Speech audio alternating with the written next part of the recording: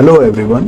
In this exercise of the SolidWorks, we will understand how to place the standard views in the command. In SolidWorks, when we make the part, there is a need to position the model in a particular view.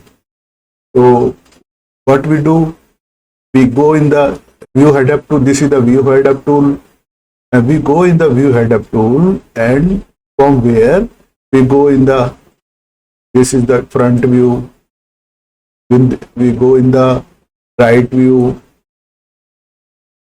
we go in the left view, we go in the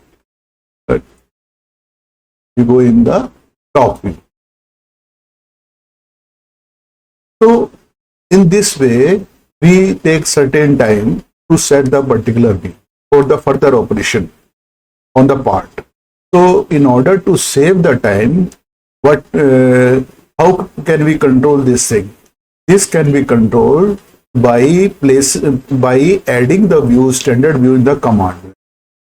This we can do like this. Right click, this is the command manager.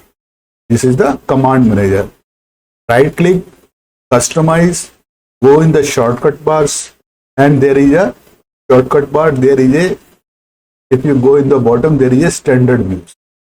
This is the standard view.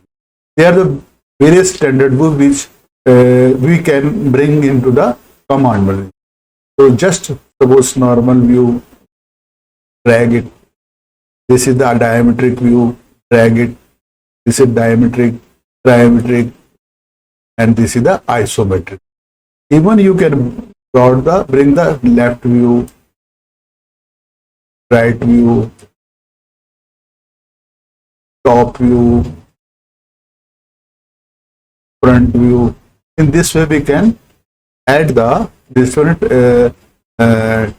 views in the command manager in order to facilitate the easy working, to position the part in the particular views.